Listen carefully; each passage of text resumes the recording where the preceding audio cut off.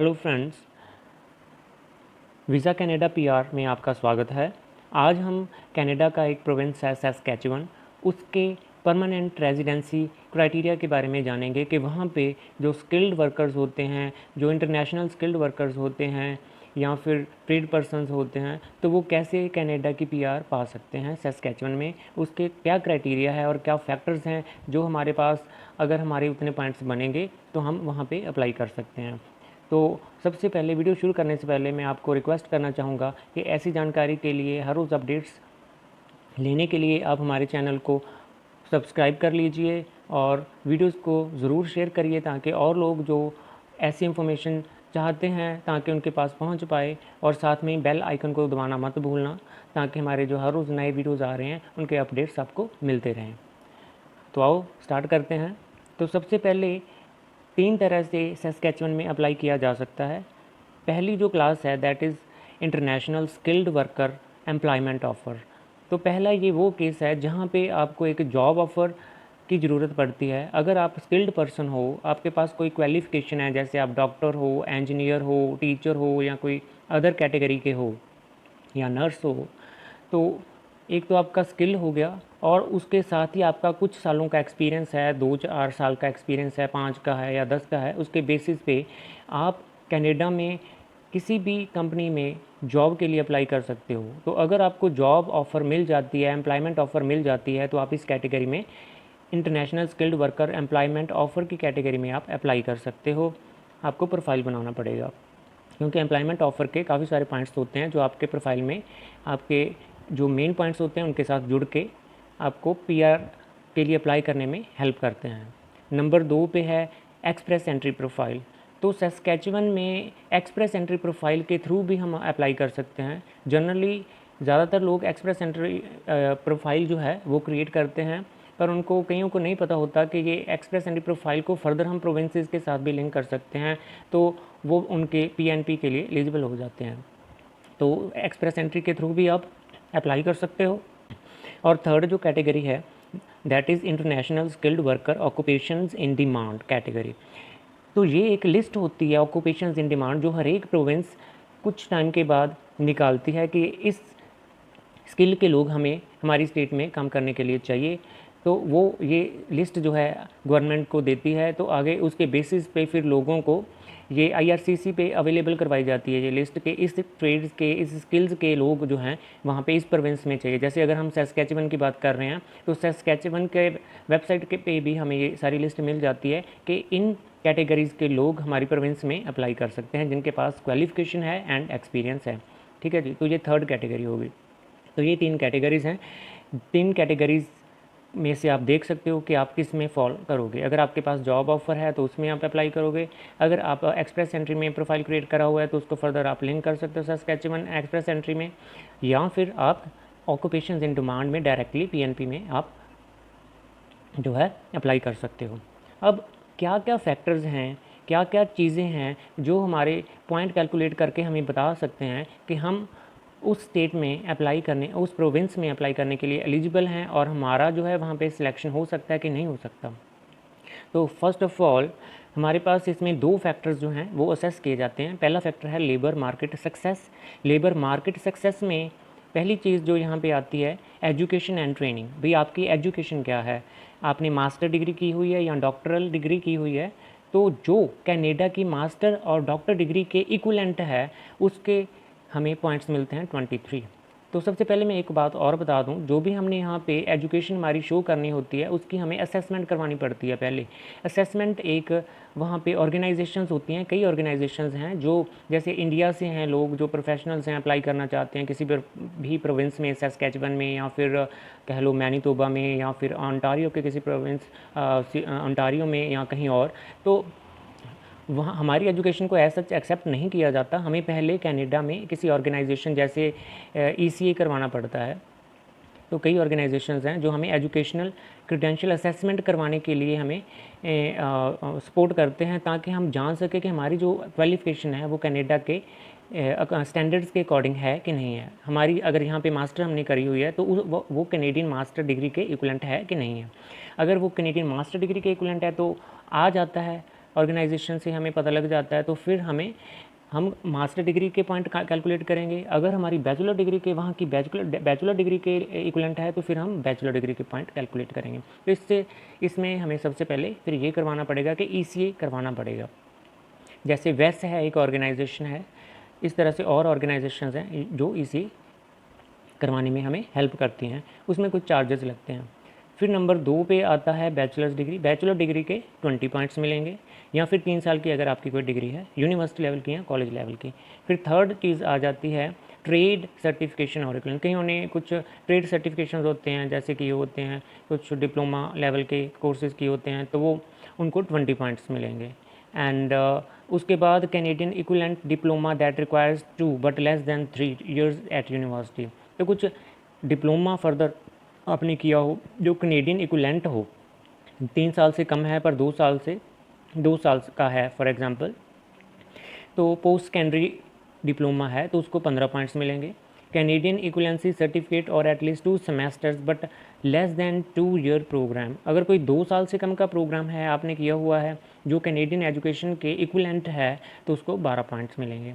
तो ये आपको पहले देखना पड़ेगा कि आपने डिप्लोमा किया है, आपने डिग्री की है, या आपने मास्टर्स की है, बैचलर की है, कोई ट्रेड सर्टिफिकेट है आपके पास क्या है, तो उसके अकॉर्डिंगली आपको अपने सारे पॉइंट्स जो हैं वो अकॉर्डिंगली कैलकुलेट करने पड़ेंगे। उसके बाद में स्किल्ड वर्क एक्सपीरियंस, तो आपने अपनी डिग्री लेने के बाद, अपना डिप्लोमा करने के बाद कितने साल का अपने फील्ड का आपका एक्सपीरियंस है वो कितना है वो देखना पड़ेगा। तो your work experience must relate to the job you have put on your application. तो जो भी आप एप्लीकेशन अपनी बना रहे हो कनाडा में अप्लाई करने के लिए, तो जो भी आपकी क्वालिफिकेशन है उसके साथ रिलेटेड होना चाहिए। ये नहीं कि आपने क्वालिफिकेशन और है और आपने जॉब कोई और करी हुई है और जिसके लिए आप अप्लाई कर रहे हो जो भी डिमांड में है सैस्कैचुवन में उसके साथ वो मेल नहीं कर रहा, तो फिर उसका कोई फ़ायदा नहीं है। तो ये मैचिंग ज़रूर होना चाहिए आपकी जो एक्सपीरियंस है, ठीक है जी। तो 1 year of work experience equals to 12 full months. 1 साल का मतलब कनाडा में ऑब्वियसली 12 मंथ्स को ही काउंट किया जाएगा। तो अब 2 कैटेगरीज वर्क एक्सपीरियंस की इन्होंने बना दी हैं। एक है कि आपने का जो वर्क एक्सपीरियंस है वो 5 साल पुराना है, मतलब अभी से लेके 5 साल तक का अगर पुराना है। किसी का 1 साल का एक्सपीरियंस है तो अगर वो पिछले 5 साल में 1 साल का उनका एक्सपीरियंस है, किसी भी साल का हो सकता है, तो उसके 2 पॉइंट मिलेंगे। अगर 2 साल का एक्सपीरियंस है 4 पॉइंट मिलेंगे, 3 साल का एक्सपीरियंस है 6 पॉइंट मिलेंगे, 4 साल का एक्सपीरियंस है 8 और 5 साल का है तो 10 पॉइंट मिलेंगे। अगर 5 साल से भी ज़्यादा पुराना है किसी का एक्सपीरियंस, जैसे 6 से लेकर 10 साल का एक्सपीरियंस काउंट हो जाता है पर उनके पॉइंट जो हैं वो आधे रह जाते हैं। जैसे किसी को 5 साल का एक्सपीरियंस है पर वो अभी के 5 साल जो गुजरे हैं उनसे भी पीछे जो 5 साल थे उनका एक्सपीरियंस है, तो वो फिर 5 पॉइंट मिलेंगे उनको। ऊपर देखो आप, ऊपर जो है 5 साल के एक्सपीरियंस को 10 पॉइंट मिले थे पर अब यहाँ पे 5 पॉइंट्स रह गए। 4 साल को 4 मिलेंगे, 3 को 3, 2 को 2 और लेस देन 1 ईयर को, जो 1 साल से भी अगर कम है आपका एक्सपीरियंस, तो आपको 0 पॉइंट मिलेंगे। इसके बाद फिर लैंग्वेज एबिलिटी की भी ज़रूरत पड़ती है आपको सैस्कैचुवन में अप्लाई करने के लिए। तो उसके लिए है लैंग्वेज क्या है आपका, आइल्स आपने किया होना चाहिए, ठीक है जी, या सेल्फ पिप का होता है या फ्रेंच का भी होता है। तो फर्स्ट जो हमारा मैंडेटरी है, जो ज़रूरी है, जो प्राइमरी रिक्वायरमेंट होती है लैंग्वेज की, इंग्लिश की होती है, तो आपको आइल्स करना पड़ेगा। तो आइल्स के लिए अगर आपके ओवरऑल CLB 4 है, ठीक है, तो CLB 4 है, अगर आपका 12 आपको पॉइंट्स मिलेंगे। CLB 5 है तो 14, CLB 6 है 16, 7 है 18, CLB 8 है या इससे ज़्यादा है तो आपको 20 पॉइंट्स मिलेंगे। अगर आपकी सेकंड लैंग्वेज आपने कोई और भी टेस्ट दिया हुआ है जैसे फ्रेंच है, तो उसके लिए भी यही क्राइटेरिया है। उसके लिए आपको CLB 4 के लिए 2 पॉइंट मिलेंगे, तो आपको डबल पॉइंट मिल जाएंगे जितनी भी आपने लैंग्वेजेस करी होंगी। अगर एडिशनल जो भी आपने एक लैंग्वेज करी होगी, मतलब 2 लैंग्वेजेस के ही आपको पॉइंट्स मिलने हैं, ज़्यादा से ज़्यादा। कम से कम तो फिर एक तो ज़रूरी है ही है, आइल्स वो आपको करना पड़ेगा। उसके बाद एज आ जाता है। तो एज के जो पॉइंट्स हैं, अगर आपका 18 साल से कम हो तो आपको 0 पॉइंट मिलेंगे, 18 साल से 21 साल से आपको 8 पॉइंट मिलेंगे, 22 साल से 34 साल है अगर आपकी एज तो आपको 12 पॉइंट्स मिलेंगे। अगर 35 ईयर्स से 45 ईयर्स है तो 10 पॉइंट्स मिलेंगे। अगर 46 ईयर्स से 50 ईयर्स है तो 8 पॉइंट्स मिलेंगे। अगर 50 ईयर्स से ज़्यादा एज है आपकी तो आपको 0 पॉइंट्स मिलेंगे। तो टोटल जो मैक्सिमम पॉइंट्स हैं फैक्टर 1 के वो 80 पॉइंट्स हैं। अब 80 पॉइंट्स मैक्सिमम आप ले सकते हो अगर आपके सारे ही मैक्सिमम आपको मिल जाएं। फॉर एग्जांपल अगर आपके एज के आपको यहाँ पे एज के सबसे ज़्यादा कहते हैं 12 हैं।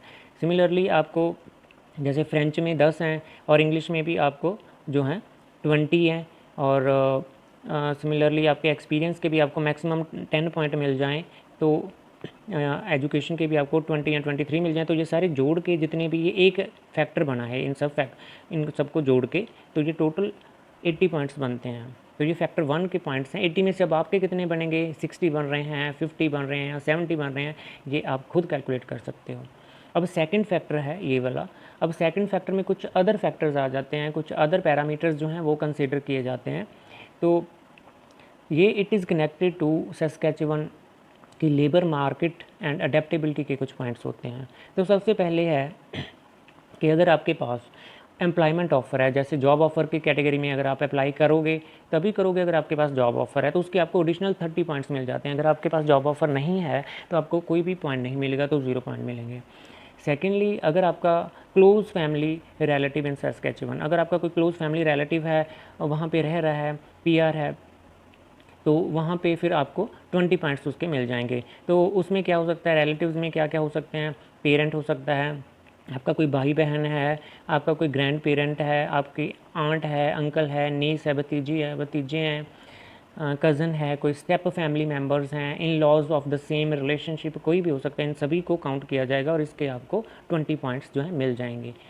और इसके अलावा अगर आपका सस्कैचुअन में पिछले 5 साल जो गुजर चुके हैं, अगर उनमें कोई आपका 1 साल का 12 मंथ्स का एक्सपीरियंस है इन द पास्ट 5 ईयर्स, और फॉर एग्ज़ाम्पल अगर आप वर्क परमिट में वहाँ पे गए हुए थे और आपने चाहे पिछले 5 साल में 1 साल ही काम किया है या 1 साल का आपका जो एक्सपीरियंस है उसके आपको 5 पॉइंट मिलेंगे।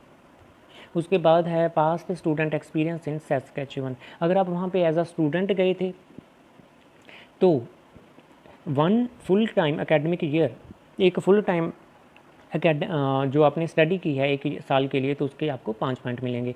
तो ये फैक्टर 2 के जो मैक्सिमम पॉइंट्स हैं वो बनते हैं 30। फैक्टर 1 के जो पॉइंट्स बने थे 80 बने थे, फैक्टर 2 के जो बने हैं वो हैं 30। 80 और 30 कितने बन गए, टोटल 110। तो maximum points for total for factor 1 and 2 are 110। अब ये सारे फैक्टर्स के जो फर्दर पैरामीटर्स हैं इनमें आपने कुल मिला के देख लेना है कि आपके कितने पॉइंट्स बनते हैं। अगर आज के सिनेरियो की अगर हम बात करें, July month of this year, that is 2021 की अगर हम बात करें, तो इसमें जुलाई मंथ में जो पॉइंट्स गए हैं, लोएस्ट कैंडिडेट के जो पॉइंट्स गए हैं वो 80 पॉइंट्स थे। तो अगर आप 70 या 80 इतनी रेंज में अगर आपके स्कोर बन रहे हैं तो आप अपना प्रोफाइल आसानी से क्रिएट कर सकते हो और आप एलिजिबल हो सकते हो वहाँ पे पीआर के लिए अप्लाई करने के लिए। हो सकता है आपका सिलेक्शन हो जाए। सो ये सारा आपको मैंने आज सस्कैचुअन के बारे में बता दिया है कि क्या क्या फैक्टर्स काउंट होते हैं, कितने कितने पॉइंट्स को जोड़ के अपने कितने पॉइंट्स आप कैलकुलेट कर सकते हो, और आप अपनी एलिजिबिलिटी भी चेक कर सकते हो, किस तरह से आप कौन कौन सी कैटेगरीज़ में आप अप्लाई कर सकते हो। ठीक है, आज के लिए इतना ही। बाकी आने वाले वीडियोज़ को देखने के लिए, उनके अपडेट्स जानने के लिए आप हमारे चैनल को सब्सक्राइब ज़रूर करिएगा। Don't forget to subscribe our channel, और साथ में बेल आइकन को दबाना मत भूलना, ताकि आपको नए आने वाले वीडियोज़ के अपडेट्स मिलते रहें।